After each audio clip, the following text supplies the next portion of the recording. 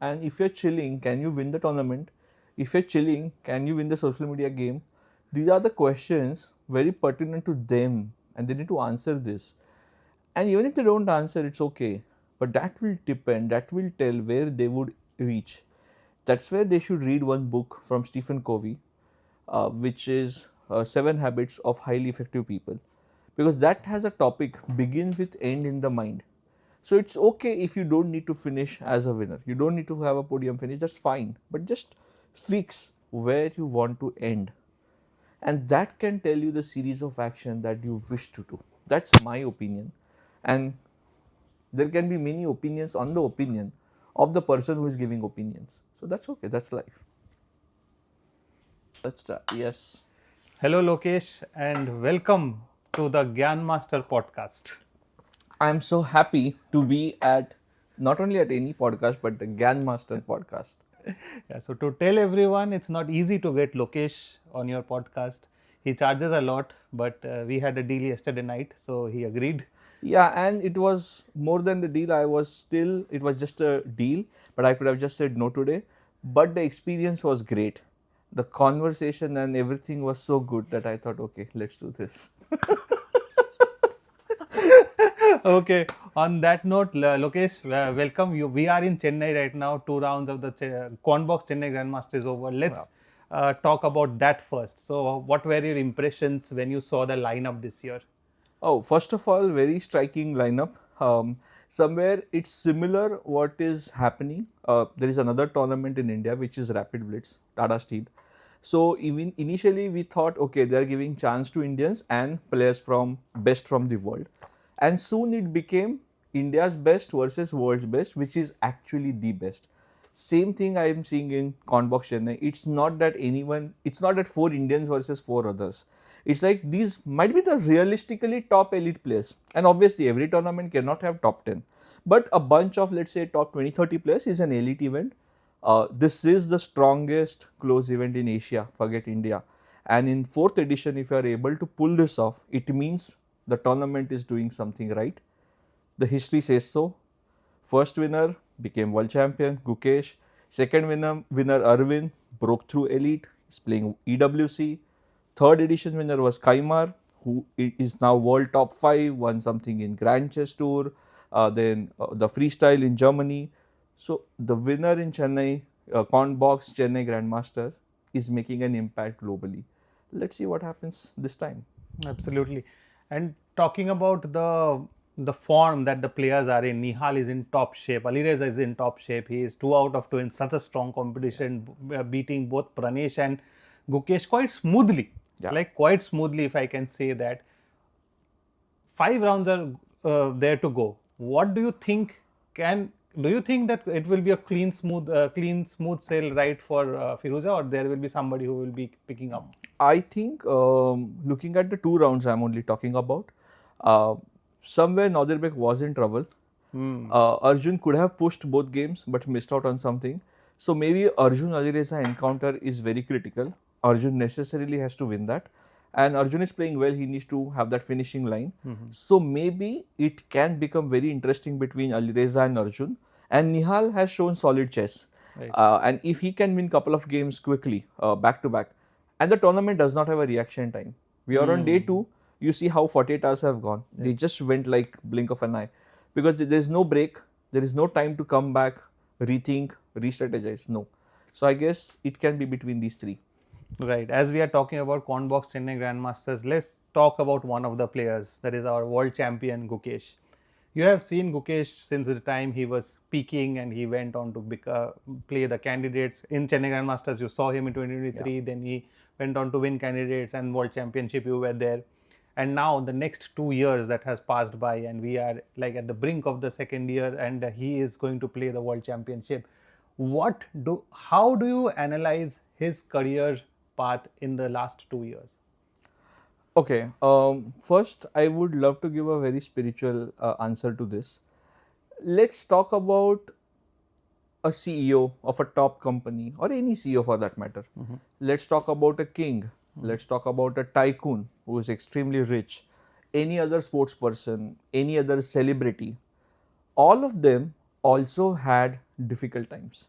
It might be with health, it might be with what they do, it might be with bad decisions, but they do get tough phase. And every human goes through. Somewhere we all are born because of our karma, right? So there is a life cycle that happens. So what I feel now, coming to your question and Gukesh, I don't think the problem lies on the board. The problem is not at all on the board. That does not mean he has to do something extravagant. It is a phase. This happens to everyone. But the point is, when you are a big person, it is seen with magnifying glasses. Just imagine right now, what is happening with Param? Are you aware, or are we tracking his elo? He reached till 2740. He again came down. It's all okay. But Gukesh losing 30 points, 40 points is a world news. Let's say same goes with Magnus. He played Norway. He played FIDE Rapid Blitz in Hong Kong. Totally, he lost 60 points. That's a big news. Like, right? I think he has never lost so much in his career. Correct. He came fourth in Norway is a big news. That should Magnus retire? Is it? So even same thing used to happen with Vishy Anand, right? So when you're at the top, the criterias are different, and maybe what we can think of is Gukesh had two incredible years before, which are unthinkable. Two Olympiad golds individually. He took India to Olympiad gold. He won Chennai Grandmasters, topped FIDE circuit. Topping FIDE circuit means he was doing well throughout the year. Yes. It is not something you win a tournament and you get it. True. He won candidates so clinically, and then followed up with that historic 100th year of Olympiad, and he won World Championship. He was pushing Ding all throughout. He was also tied with first place at Tata Steel. Right after that, he lost to Prag in tie breaks. So he's doing everything right, but it is just a thing that it works at some point and it does not work. Specifically with Gukesh, he's an uncompromising player. He's there to combat. He's there to fight. So with that playing style, when you're in good form, everything works in your favor. But when you're not in good form or stars are not aligned, it can just backfire. But the good part is Gukesh is staying true to his style, and I'm sure when it comes to World Championship, he will have a team. He has a main coach, Gayasky, and then set of people. And I'm sure he will be at a state to manage World Championship, because that's a different ball game. It starts from 0-0. Yeah. So well said, so well put. And I also agree to you in some bits that it's off the board, because I believe personally what chess is probably 30 to 40% what happens off the board. Yeah. And the rest is what happens on the board. Yeah. So yeah. So but what are your if I have to say that okay, maybe to clearly tell the winner is something different, but what do you think will be the score line? It's a 14 game match. What I feel is initial 6 games, somebody will take a lead. The next 6 game, because they both are young, 19, 20, extremely fighting. They have their own unique style of aggression. They want result. Many games, just like Ding Nepo, will be decisive here because they will fight. They will fight as if this game means everything to them. In that sense, see, now look at both players. Sindaro is coming in phenomenal form. He's enjoying. He's like, my 12th is done and I'm on a vacation now. Yes. He's playing, going to football places. He was in Norway. He's just enjoying his life. Whereas Gukesh, with whatever said and done and what has happened, in a way he is relieved now. The expectation is Sindaro is to win. In that way, it takes that pressure out from Gukesh. Maybe in the previous match, the pressure was on Gukesh was he should win in 10 games and 11 games, right? Maybe because of that, he overpushed in the first game. You were there in Singapore, right? And he was walking and I don't know what happened. Okay. But the point is, in that way, both have nothing to lose kind of a thing. And they both know a long career is in front of them. It's not that their last chance and after this they might never qualify and etc. So, first half, one player, second half, another player, and last 2 to 3 games will actually be decisive. And like you said, that rest 60-70% will come into picture, having nerves, managing pressure, time, taking the right decision, that would matter. Somewhere it can also happen that Sindaro will be okay to take it in the playoff and Gukesh won't be. And that is also two different styles talking to each other. And I'm sure it will be an incredibly interesting World Championship ever. Right. And to add to your point, do you also think that it is a like now Sindarov is under a little bit of pressure because he is now probably one of the top people in their country, Yes. not for chess, like top most known people in the country. That's a huge thing to happen, right? So the whole country is looking at you, Yeah. and like everybody is thinking he will just come and just win and go. So do you think somewhere that will also add psychologically, because that also worked with Gukesh? Yes, yes, because he just expected to come and win, and he should be the world champion. Nadirбек already said, Yes. Sindaro wins this, and then I qualify, and we have all Uzbek championship. So all of this sounds really good So they now. are already in their mind, they are the world champions. Correct. But Yes. when you come close to the reality, the turf is very different. The atmosphere, the glass box, all of them, when you appear to the city, whichever is the city, the whole match, it's not Norway chess, it's not Chennai Grandmaster, it's not Tata Steel, it's Gukesh versus Sindaro. That is the whole thing. And the pressure and the media and the attention that gets it, because eventually you have to prove it on the board. So, yes, it might happen, but I really like the way he is handling it right now. He's pretty cool, he's pretty chilled out, not going to a closed zone or something. And I guess Sindaro, what I can observe from him, let's say before candidates he won, uh, generally he greets players with such a great smile.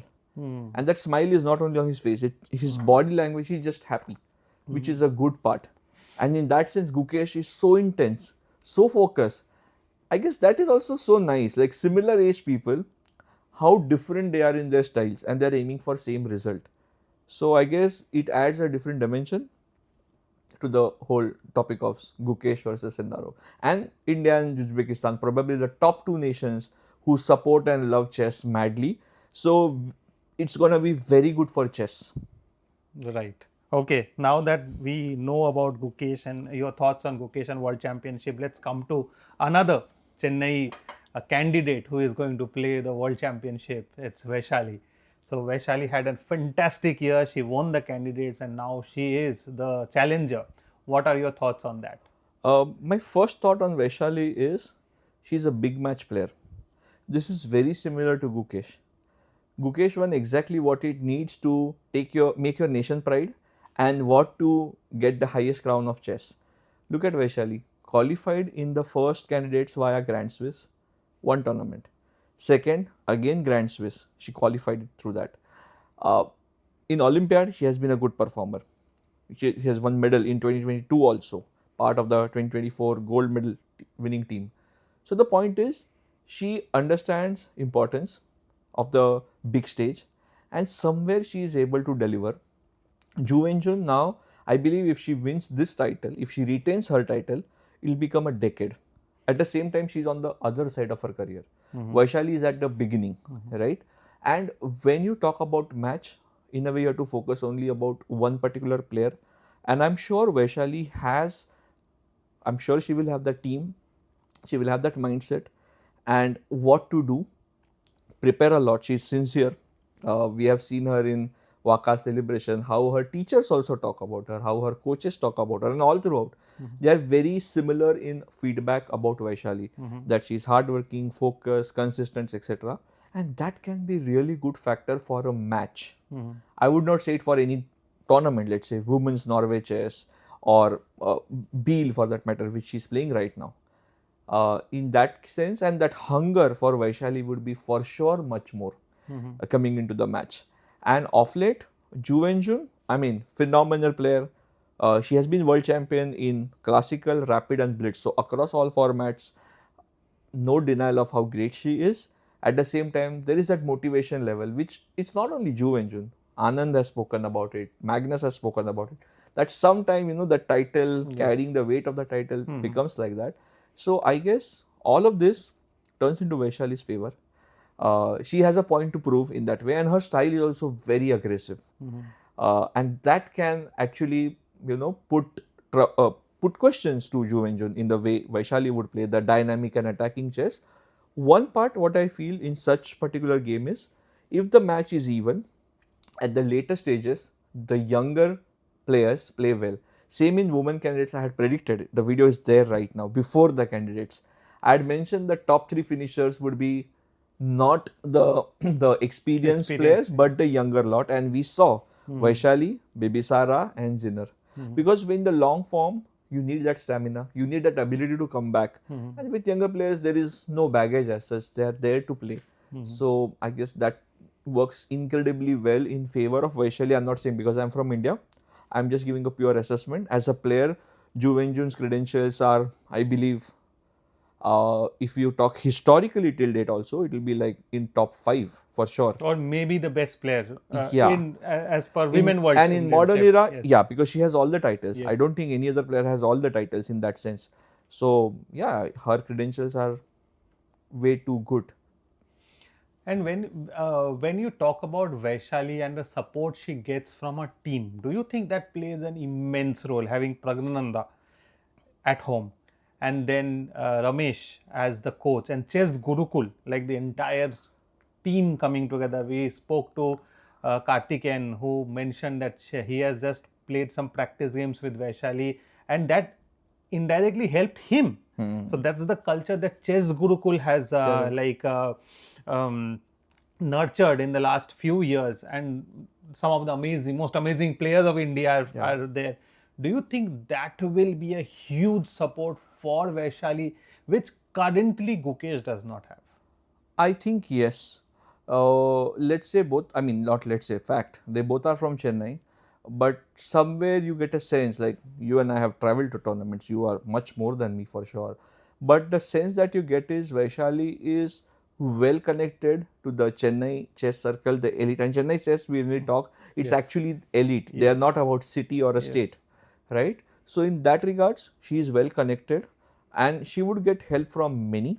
It's not that Gukesh won't get help, but he's not extremely friendly with these. Like you saw Nihal and Gukesh were laughing, and so chess friendship per se, Yes. like being part of team. Like we saw Gukesh's team, only Hari Krishna was the only Indian there, right?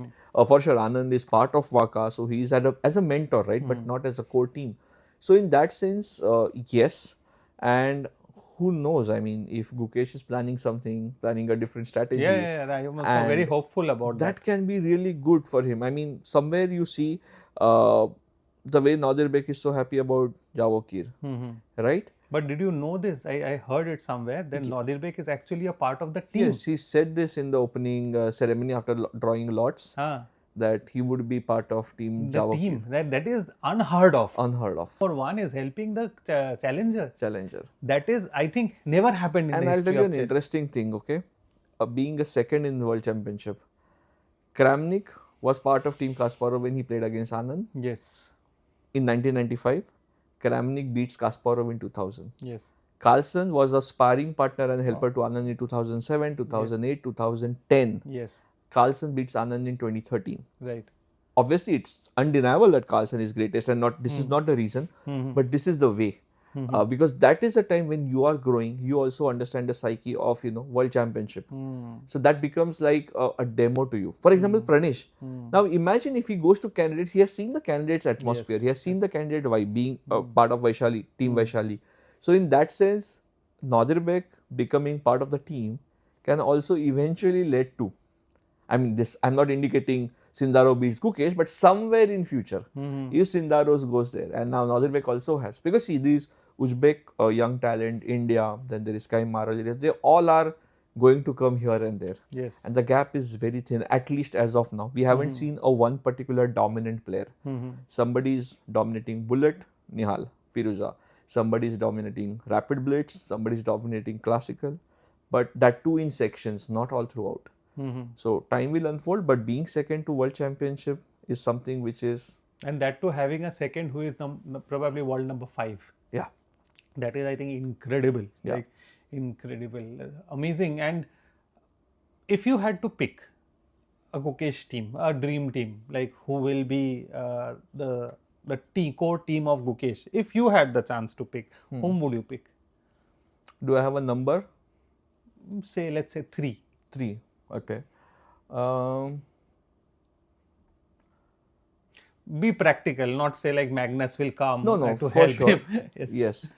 I would say, I mean, Gayosky is the head coach. I'm continuing Yeah. as is. Yes. I would say Hari Krishna Okay. because of his phenomenon. In World Cup, he was playing, he was sacrificing Queen Yes. just few Yes. months back. Yes. Hari Krishna, and he has worked with Gukesh, so that should continue. Kaimar should continue, and in my mind, third should be Arjun. Hmm. Because the way Arjun is, it's somewhere very similar to Gukesh, uncompromising, Hmm. wants to fight, and that goes well with Gukesh. Hmm. So, and having a partner who is like Kaimar and Arjun are actually very close to Sindarov. So, if Gukesh plays, let's say, 40 blitz with them, he will get an idea. This is what Anand had said. When he played against Kramnik and Topalov, he was playing with Magnus a lot.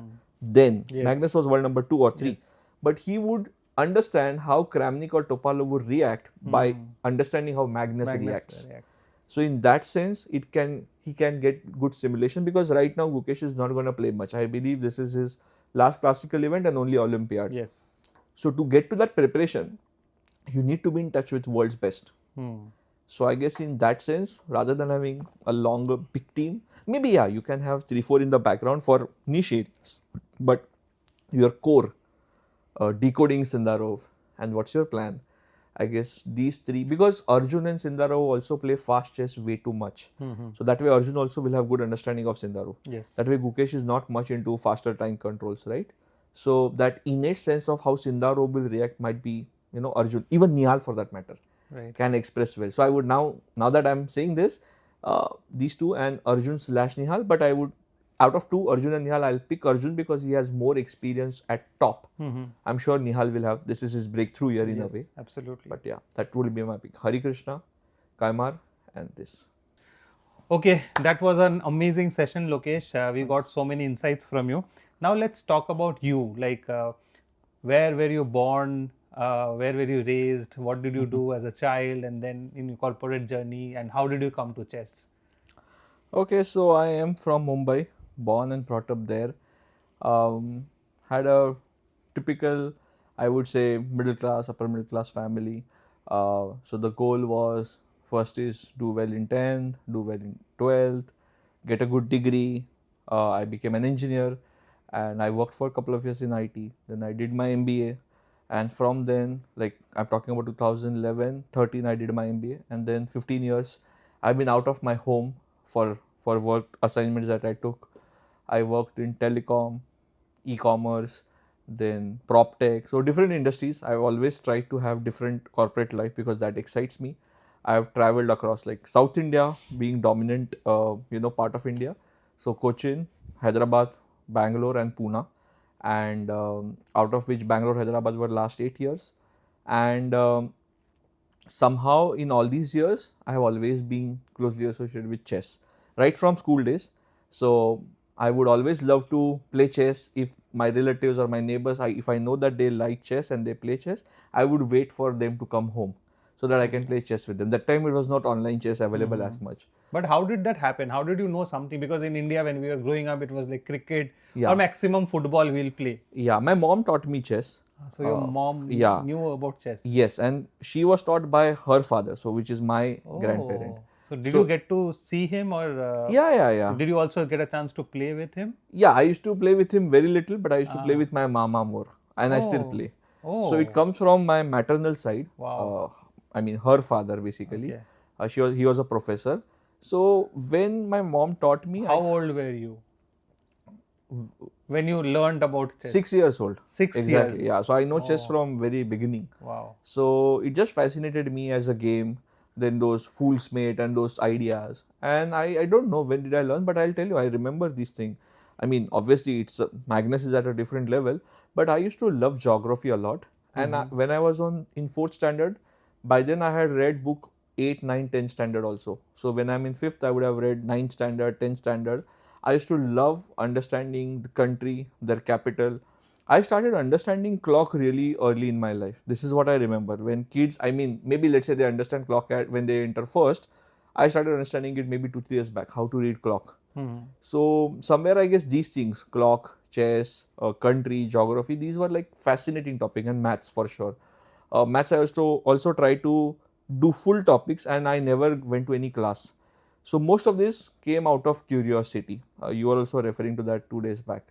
So it was not a subject, I was not getting evaluated, but it was innate interest. And that fascinated me, thinking about it, finding patterns.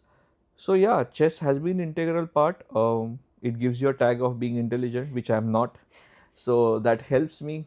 So yes, why not? Somewhere I'll tell you, in jobs also, I've been always been very vocal, right from interview process, because that can kill your chances to get into a company. But I've always said, see, because when you interview someone, okay, your credentials are there on your profile, your work experience is there, but you still talk to that person to get vibe. And now you as a person, maybe 8-9 hours you are in the at workplace. Let's say 8 hours you're sleeping, but what about the balance 8 hours? What do you do in that is also important. So I've always spoken candidly that, see, I like chess, I play, I travel for chess, and always the response has been very encouraging. Oh, wow. But let's say if I talk this about football or cricket or acting, I love to do theater. They might just say, this is all great, but will you be able to give time and justice to the work? Right. So somewhere chess has always helped. On my LinkedIn also I've mentioned my third thing is chess enthusiast. So I've been pretty vocal, and this is how I am as a person. There's no point of hiding things. So yeah, when I'm attending tournaments, I've attended office calls also openly, in vacation, in approved vacation, because I like my work also. So yeah, that's how been life, and I guess God is kind, and I'm happy. I'm happy that I'm sitting in front of you. Okay. Now you mentioned that it's actually so inspiring to see how you have connected everything in your life. It's beautiful. When you learned about chess, you were 6 years old and you were learning from your mother, your mama, your grandfather. Apart from like the moves on the board, were you also aware that who were the chess players, who is Vishy Anand? Like maybe Vishy Anand you maybe all knew, but apart from that, who are the greatest players? Did you also get a chance to study about them? Because at that time there was not much material. Yeah, I mean, I used to read a sports section of the newspaper, that Okay. which is the last section. So every time I will flip pages and I'll read what has happened. So I remember World Championship matches like 2000. I remember the first. I don't remember 1995 reading per se, but I knew something is happening between Kasparov and Anand. And I used to get confused at that point of time that I used to think Anand is number one, but then there is Kasparov. And then 2000, when I was in standard 6th, 7th, and I started realizing, oh, there are two world number one. It was confusing at that Yes, time. yes. So the time I was cognizant enough to understand, it was confusing start for me. Like, what is professional chess, PCA? What is FIDE? And then that year 2000, it was Anand and Kramnik both. So I remember very clearly from 2000, following world championships, reading in newspaper was my thing. Maybe from 2007-8, I started reading chess-based articles. Like, I remember Aronian's word when Anand was winning against Kramnik. He won 3 games with black. So Aronian has mentioned Anand the Brave, those kind of comments. I still remember. It would be still there if we search. So yeah, from 2007-8 it became online, but the consumption was only like that, from print media to digital media, but mostly read. And from Gelfand World Championship, a bit of Topala also. Yes, I was watching it. Gelfand, from that I've 2011 onwards, I've followed chess, almost all elite events. Whether I'm there, obviously not. I was there at many events, but I followed every event. Like, I would know rough idea of what would have happened. Probably for most events, I would know the winner. I would remember that. So yeah, this is how it was. A confusing start till 2007. It was print. 7 to 11, it was digital and mix of it. But yes, I was also reading newspaper. That was my habit. That's how I used to consume chess. And then 11 onwards, it was digital and everything became easy. Chess.com was there. So yeah, a lot of chess based India from 2015. I had met Sagar and Amrita in 2016. 2016. Yes. How did that So I happen? was in Pune, Victoria Chess Academy. It's founded by Kapil Lohana, and Sagar and Amrita had come there to market chess-based software. That this is how Oh. you can learn, and that's from that time I knew that there is chess-based India, there is Sagar, there is Amrita. So in our classroom only that session was done. It was pretty nice.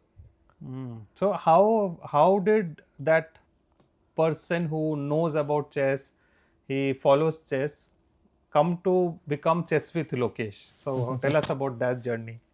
I guess the credit goes to events consistently happening in India. Tata Steel, 2018 onwards. 18 I did not attend, but after that every edition I have attended. So that became my vacation. In October, November, you have to take 2-3 days off. Bengali food also I started falling in love with. So Tata Steel was one of the reason that you have one tournament. And then 2022 we had Chennai Chess Olympiad. That became a breakthrough moment because after that event I had ton of photos and videos. I had put as a ritual photo with Anand on my personal Facebook, Instagram, and people were like, "Wow, Lokesh, you are doing so good in chess." But back then, not people were aware about a lot of other players, right? Like I can't put suddenly a photo of Irina Krush for that matter, or Rajabov, or let's say Wesley. So maybe in my personal account. I thought, what do I do? And I thought phone will go someday. So I had opened an account. Randomly one night, I just August 2022. I put a name Chess with Lokesh because I thought chess should be first because it's chess. What should I do? I'm trying to develop something. Okay, Chess with Lokesh. Let's see. And I started putting content. I started getting response because the moment I was uploading, my interest was seen. I would not just upload a photo. I'll write something about it, caption, tag right people. Then I started getting response. A parallel thread was I was following Tech Mahindra. That Anand Mahindra is going to do something. And when I kept following that thread, one day I got a message from CEO of Global Chess League then, which was Samir. Let's have a call. I was in office. I just went home. Evening, I locked myself in the room. I thought this call is very important. For first edition, which happened in Dubai, I was like for half a year, I was helping them with chess aspects. What you can do, who are the players. So Tech Mahindra is a tech company, right? So the chess knowledge, I was able to help them. And then he asked me like, what do you want? I'm like, I work in the corporate sector, yeah. But I'm a chess fan. Take me to Dubai if you can. He said, okay, 3 days I'll take you. The moment I landed in the lobby, there was a team which was interviewing players, podcasts, and they were not getting the right question or a specific question. They were like generic question. So I helped them with 1, 2, 3, 5 players, and they were like, "Oh, you know them well." And by then they figured out I talk decent. So I ended up taking those podcasts of players, commentators, and my stay from 3 days became 1 week. Oh. So these, I guess, was a breakthrough moment, Olympiad, starting of a channel, and then GCL getting close to players. And somehow what happened was, because I was working, I could not attend many tournaments. At the same time, couple of tournaments that I chose were like extreme elite. So generally what happens, you start covering local events, then state events, national, maybe continent, and then that's how you grow through, right? Yes. So for me, the journey luckily happened other way around. Olympiad, Global Chess League. Then I went to Uzbekistan because I thought World Rapid Blitz is a cool event. Last 5 days, nobody works. I applied for leave. So that was the one event. And then my Canada candidates I wanted to attend because there were 4 Indians. 5 Indians rather. 3 in men, open, and 2 in women. But my visa got rejected. Probably my employer was from Canada, so they found that maybe I will stay back because they had said a reason. But because that got rejected, same year Norway Chess 2024 had men and women's edition, open and women. I thought, wow, this is very similar to candidates. Good time to be in Norway. I asked parents also, let's go for a vacation. And I attended that. There, that Prague reel became viral. So I got introduced with Prague winning against Magnus, 15 million views overnight. And then, yeah, I got in touch with Norway Chess. So things fell in place one after the other. And yeah, it kept on going. So now I'm here in Chennai So I attended all Chennai Grandmasters, coming from Hyderabad or, overnight bus, maybe for 2 days. But yeah, so every small effort, people notice, right? And somewhere what I feel is, maybe again I'll talk a bit philosophical or spiritual. I'm just giving what I can give for chess. And largely, I'm not expecting in return to some point.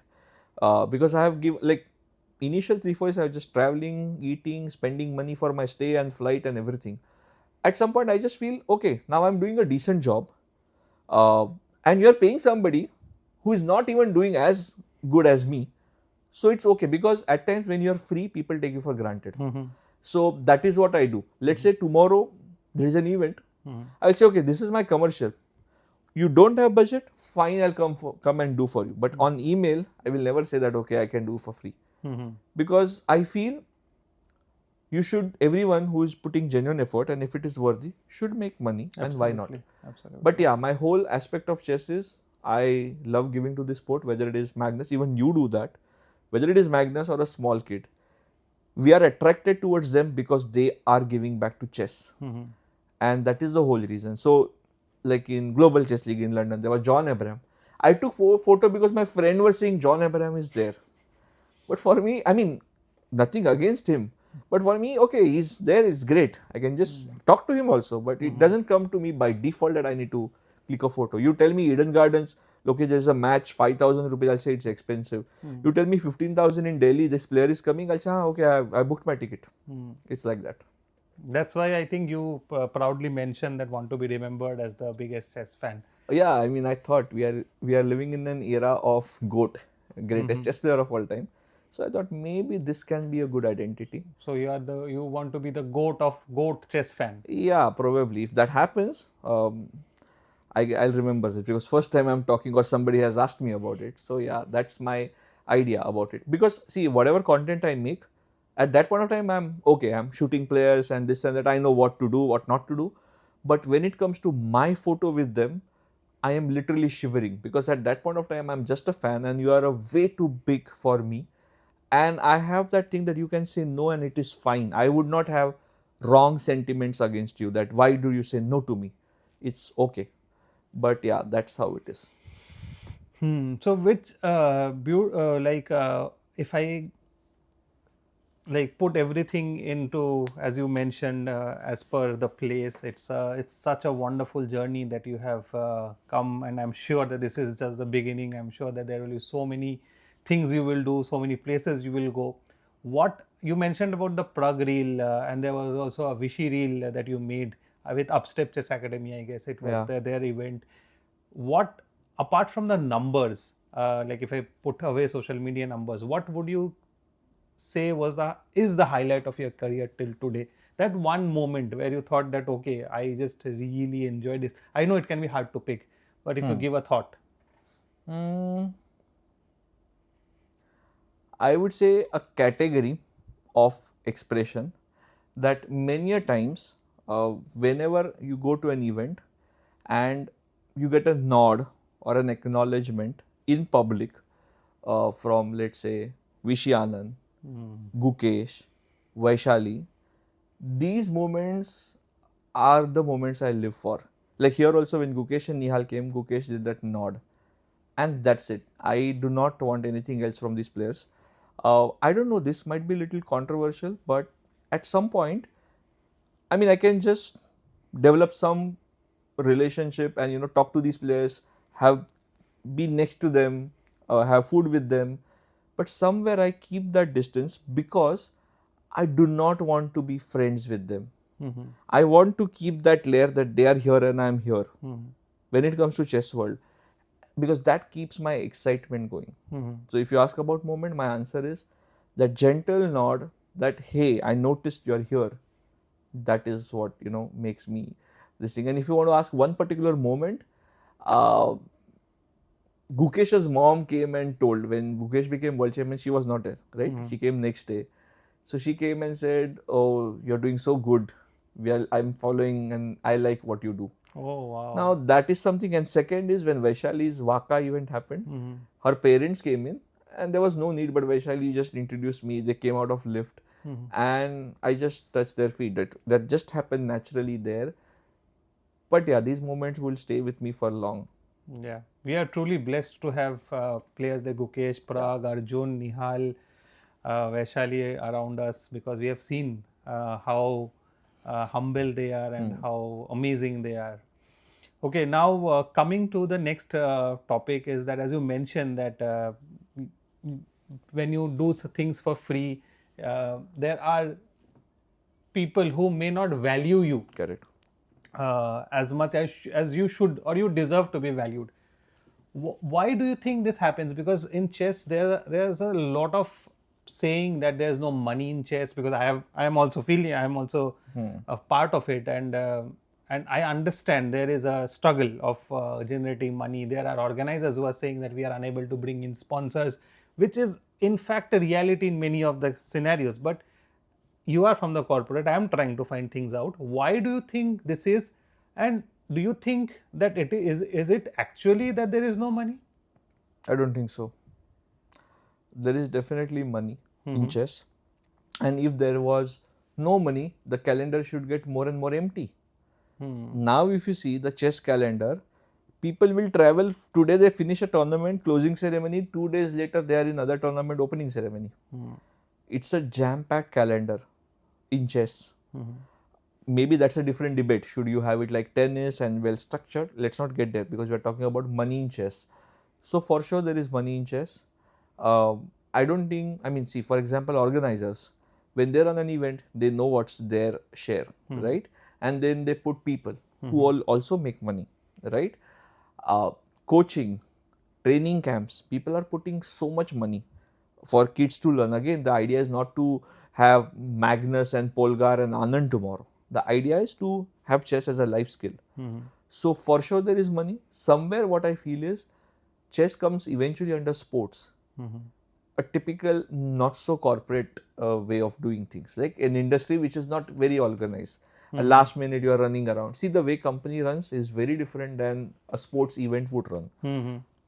Many times people in chess, I feel, no offense, I mean due respect to each one of them, but many people right now who are running chess are somewhere, they were on the path of being a player and a GM and whatever, but the journey stopped somewhere. It's okay, it's fine. And now the one who loves writing started writing. The one who likes clicking started becoming a photographer. The one who likes to capture moment become a videographer. So the point is, fundamentally, many are not from corporate background. I'm not saying that's a necessity, but it adds value. It keeps things structured. So somewhere that part is missing. And I believe who earns money in chess are the people who run events. It can be marriage, it can be sports. Forget chess, sports. It can be a exhibition. They're making money because their role is simple. Because that's a very organized way. They put a quotation, etc. The people who contribute to chess eventually, let's say content or marketing, again the base is still very low compared to other sports or journalism for that matter. So that's where they get compromised maybe or pushed. But yeah, I guess this will eventually evolve and become better and better. And I feel more people coming into chess will figure out a path. For them it will be struggle. Maybe it can be a struggle for you and me to, if you want to have this as the path. But eventually we will create something that is easy to follow for others. And I guess that is also a good way of leading life. See, it's not always about money. Money is important for sure. You can't say you are a good person, get vegetables and milk for free. You have to show him money for that matter. Right. At the same time, creating this path is also important because what you leave behind is also very important in life. Absolutely. So creating that path and showing people what you can do with chess. Definitely there is money. It needs to be allocated properly and to people who add value to chess rather than the allied infra is what I would say. The main focus should be on that. Right, very well put. What do you think is the future of chess in India? Because it's growing at such a pace, as you mentioned, it's very unorganized. There are so many players, organizers, coaches who are trying to do different things, and I can see money is flowing in chess. So, if you are a decent player, there should not be any problem of you making a living from chess. Correct. If you learn it the proper way and you reach a decent level, at decent level I am saying 1800, 1900, not even a title. They can also earn decent in chess, and if you want to earn more, you have to become better. So that's in any sector, anything in life, right? And if you compare it to other sports where that why cricket is paying so much and all, so because you have to reach the elite also of cricket, right? Otherwise you will not be earning. So it's the same with chess. You reach the elite, there is no shortage of money. I'm sure that most of the elite chess players are earning maybe more than many other sports. Yes. Many other sports. So how do you think the future will change or evolve in the coming days, or are you seeing anything happening? Yes. So if I take maybe a parallel example, if in 1990 you can use Microsoft Office or internet, you'll be seen as a special person. Aditya knows PowerPoint. He knows how to use internet. In today's time, That's bare minimum. Mm-hmm. You know ABCD, you know numbers, you know Microsoft Office, you know internet. Mm-hmm. Rather, these two things before even you know this. Yes. A child knows how to open YouTube, etc., before learning alphabets and numbers. So in that sense, maybe a decade down the line or 15 years, chess will become, at least first let me talk about India. Mm. It will become history, geography, chess, maths. Mm. It will be known to all as bare minimum because we are seeing a lot of these young people winning at an elite level. Mm-hmm. Same thing happened in cricket. 1990, every third kid's name was Sachin, Mm-hmm. right? So in that sense, achievements of Gukesh, Pragnananda, Vaishali, Divya, Nihal, Arjun, all of them, what they have done is, you don't need to be at 40, it's not going to be gold. The gold is going to come right now. Mm-hmm. You will become superstar right now. Again, the expectation of our parents is also not like that, but they understand that chess has benefits for life. Mm-hmm. And I always believe it's okay not to be world champion or a GM. Mm-hmm. But like you said, 1800, even 1400, let it be unrated. But if you know the game, how to play, it reflects in your life. Yes, true. And that helps you immensely. Mm-hmm. Chess is unique sport, whether you play offline or online, the competence is same. I'm not talking about cheating and mouse and 1 minute, but broadly, for a decent 10-minute game, the emotions and everything skills are same. So in that way, acceptance of chess would go to such a high level that it will be adopted by masses in India. Mm-hmm. And for that, we need infrastructure. Yeah. One Aditya Suroy can be at one event, Mm-hmm. can commentate on one event, can give update about one event. Like you would have spoken half an hour about Vaishali in Beal, we both, Mm-hmm. but we are not able to put anything. Mm-hmm. Somewhere even our principles are different, content, etc. Let's keep that aside. Mm-hmm. But we understand that somebody, our mind is also in Beal, even though we are in Chennai. Yes. So in that way, the canvas will become big. When canvas become big, chess has multiple roles: player, coach, organizer, content creator, journalism, multiple. Maybe you might have different roles for players. Yes. Their psychology, all of that, right? Player management companies. Seconds, teams. Like this MGD one, Yes. Shrikar and Manu, Yeah. amazing company, anything Yes. chess, everything chess. Yes. So for a larger pie, you need larger number of people. It's supply and demand. So the market is growing.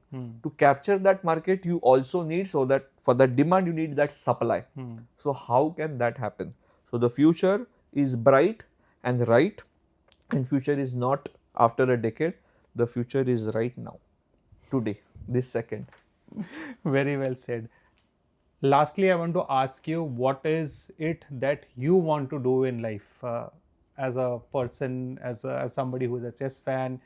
You are like linked with some of the biggest names in the world of chess right now. You are helping them. You are also putting out your own content, which is amazing. What is your end goal as first a chess fan and then as a person?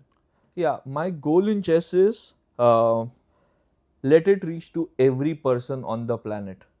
Okay. They should know chess, they should know how pieces move, and that's it. But to do that, there is an inertia, there is a baggage that you need to first of all break. So many people, chess, no. I mean, we are seeing the followers are talking to us because they love chess. Can you make somebody who has inertia and resistance for chess start following chess because of you? Or okay, I don't play, but I like these people. I know superstars. I know event. That's also fine. I don't know last time when I played football, but I follow it religiously. Same goes with tennis. I want to create that kind of an audience. It's okay if you don't play also, but follow. So either you follow chess, either you like the content of chess, you start playing chess, you start training, you do whatever, but be associated with chess in some capacity. That is what I mean by reaching chess to every human on the earth. With digitally, it's easy. So yes, covering few top events, make that happen. When I work with some of the corporates or chess event as a consultant, I give them idea to make this canvas bigger. Because it's like there is a saying, I don't know, drops makes an ocean. Like in Marathi, it's thembe thembe tare sase. So that always keeps in my that thought comes in my mind. And it's not that you will end up accomplishing in your own life, but like we discussed few minutes ago, if we are able to create path and the goal is so big and so compelling and so unique and nice. If you don't do, somebody else will continue and pick it up. Yes. My channel's name is Chess with Lokesh. I told you it happened with accident. I want to make it further big. Let's say 1 million followers. Now the name doesn't matter. At that point of time, I want to change this name because now the identity is with Lokesh. Because when I go to events, Leonard says, "Hey, look, Chess with Lokesh is in Yes. the house." Yes. Someday I want to kill that Lokesh because I am not here forever. I will make it, let's say, for example, hypothetically, World Chess. I know there is some channel, but something global chess, something. So A now brand name. a brand name that the identity is gone, and right now I am not in a way to kill it. For example, yours thing, GyanMaster, amazing start. Yes, you might be the face right now for next couple of decades also, but you will pull in people, you will make them face, and it becomes a corporate. But yeah, so right now this is a brand, and I have to respect it. Right? If I don't respect, what happens? Um, so yeah, that's my thing. Getting chess to every nook and corner of the game, and whatever I can do best, somebody else will take it, and that's life in general. Yeah, just to add a point that you mentioned that Chess with Lokesh you started just like that. I see so many accounts that has been inspired with you, Chess with with the Chess with name. Shub, Chess with Tanya. Just giving examples. I don't know what the exact names are, but yes, that's how inspiring you have been. That's how inspired, because there are so many people who want to create content, and Correct. they also want a name and all. It's this is such a cool name, like there was a bit by Biswa about Vijay sales. Huh. Like what does Vijay do? Vijay sales. Sales. That's Done. how it is. Done. Just Yeah. not no What nonsense. does Lokesh do? Chess. Done. Chess. So name of the person and the work is both in Yeah. one. That is beautiful. And Uh, somehow my personal assessment is, wherever you meet a person, like you meet 100 people in tournaments, when they ask about, if they don't know and they ask, I just say, just type chess with, and the first account should be mine. So that is also my personal assessment. Yeah, you need to be on top because Yes. that is what algorithm will choose you, right? So yeah, that's how it is. And what do you want to do as a person? What is your goal? Like, is this the same goal, or do you have a personal goal also? Oh yeah, so I'll tell you honestly. I mean, in this forum, in this setup, or let's say the way we are associated is with chess, right? I am, yeah, I'm Hindu by religion, but I'm a very spiritual person. You see me every day I'm praying, right? This is there since, like since I was second standard, third standard. So I believe more in Guru than God, because God is not something we can talk to, right? You need a medium. So my drive is to contribute as much to my spiritual journey, where you help people, where you do what your guru wishes to. Because eventually we are in Kali Yuga. Again, I might talk radically different from chess, but these are facts, right? And it's life. We're talking about life. In that life, there is chess. So yeah, I want to do as much as what I can do. It might sound a bit weird in today's era because today it's culture of pub and rave parties and all of that. But yeah, be a good human, spread it across, because this is what people need. People want peace. See, look at world today. Everyone is so greedy and fighting with each other. So the right way of life is very important, and I believe Adhyatma, spirituality, is the way of life. Hindu is not a religion; it's way It's a of way of life. life. So I would want to do that significantly. I mean, see, and we might plan certain things in life, right? But getting guru is also not, I mean, you cannot define it, you cannot find. So, but if it happens, now what you do with that is something I am very much fascinated with. So yeah, that's my goal of life. If you can ask me, yeah, obviously I want to work, I want to make money. There is chess. Oh, I love singing. I've been classically trained singer, so I want to do something there. But yeah, currently chess has taken. I want to write a book. I had a blog initially before chess, Lokesh Thoughts, some 600 quotes. That's also black and white, like a chessboard. So yeah, there are a lot of phases which are here and there. Sometimes some things take the precedence, which is normal. I'm not saying it's exceptional also. But yeah, I would want to get all these 4 5 wheels going ahead. But yeah, my ultimate goal is that, and that is my real thing in life. I mean, that's what I will always feel, or I will sense. That's my calling, is what I can think of. Do you want to end our conversation with a quote from your journey, from your the teachings that you follow? Yes, yes. Uh, if one person can do it, why not others? And if not you, then who? Beautiful. On that note, we make this a cut, and that's about this episode. Thank you so much, Lokesh. This was pending for a long time. I think it Yes. was 6-7 months before that I told you that I Yeah. wanted to start something. I mean, the time that you told, I was leaving Hyderabad, and I was in middle of that, so I couldn't directly tell you because I was in middle of that decision of moving back to Mumbai. Now that I said 15 years, so I thought, okay, I shouldn't say something negative to begin with. I said yes, we will do. Yes. And there was one event planned in Hyderabad which I eventually couldn't attend, and that got dropped. Otherwise, I would have done it that time. And I always felt with you, I should do this in person. There will be ample of opportunities. Absolutely. Had we been into different countries, I would have said, let's just do it online. So I never gave that option of let's do online. Yes. And I guess we are doing in capital of chess, Chennai. No, what better venue it could have been. Yeah. Thank you so much once again, and Lokesh, wish you all the very best and more power to what you are doing. Wonderful. I wish you good luck to GyanMaster. Is already creating waves, and I'm enjoying your unique views. Honestly, they were visible in when you were working with Chessbase India also, because you get a side of a person, right? Like what inclination they have. So you have a very unique style, and I'm sure GyanMaster you have a platform to express, and as an individual, you get a freedom. As an organization, you do not. So I mean, I don't even need to send you luck or something. You are much ahead. I love the effort that you take, because it takes mountains to move, yeah, and you are doing it on your own, which is fantastic. Whatever help I can do, I mean, I'm not, you are ahead, but still, whatever can I do? I mean, I'm happy, and I really even like your cooking. This coffee was really nice, and the Bengali food it's coffee courtesy. The guest brought coffee for us, so yes. Yeah, and I hope next time in Calcutta we meet only to eat Bengali food. Yeah, and also there is a mission that I have. The next time I go to Mumbai, yes, obviously you are welcome to Calcutta, and I will take you to places you have never thought that can exist, because I have always wanted to do this, but I don't stay. Unfortunately, I don't get to stay much in Kolkata, but food is something very pure to me. And I'm getting one idea. 2 days back when we had this dinner yeah, and Bengali food, right? And you are pure non-vegetarian, I'm pure vegetarian. yes. And I think No, actually, it's a misconception. It's a misconception. you're veg also? I am at home. Hardly. We will have one piece of fish, Okay. but the other things will all be Veg. vegetarian. The only reason I don't eat vegetarian outside is because I don't find that type of vegetarian food That you that's have at not home. cooked at home. Yeah. Because the dal we cook, the sabji we cook are very low profile, like very simple stuff. I don't get that anywhere, Yeah. and I can't eat like random things just as I have to eat vegetarian. Yes. If I'll eat 2 pieces of chicken or a fish, I'm fine with it.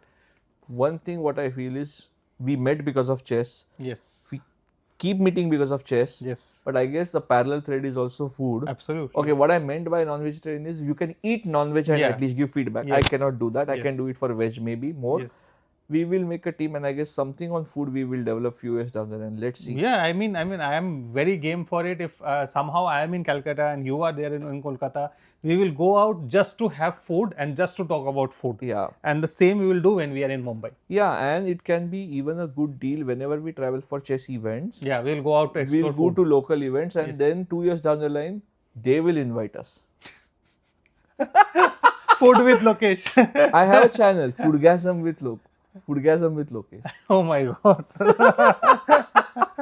So the next episode should be on food, and I'm very happy to do an episode with food. And fun fact, Lokesh is an amazing cook. We don't know. So yes, I am a cook. I'm not an amazing cook or something. I can cook. I should also not call myself cook.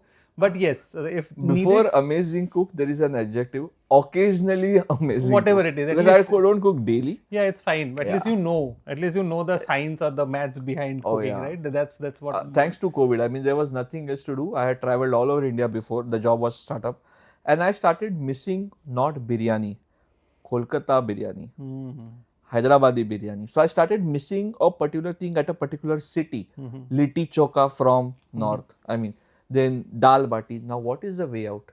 You have to make it because we are not ordering. I give an example. Breads we were ordering, but pav, which is local, we were not because of hygiene, etc. I made pavs also. Yeah. So we should definitely do a detailed food podcast or a food episode where we talk about food. We dive into food. We analyze food. Of maybe it will be better if we do regionals, Yeah, because for I have sure. always thought that Marathi food has a lot of variety, but I hardly have got a chance to go deep into Yeah. Marathi food, and I'm sure it's the same way with you with Bengali food. So let's do it. Let's do. Thanks for your time. It was extremely great this morning talking to you, and good luck is what I will say. Thank you so much. You are such a busy person. I've hardly seen you in these 3 days. One quote I will tell about Okay. being busy. Busy is the person who has time for everything. Hmm. Good point to end. Yeah. Thank you so much, Lokesh, once again. And thank you so Thank you. much for your time, Thank your you. valuable Pleasure. time. And thank you so much for the coffee once again. Oh yeah, it's over. Nice. All good. The Gyan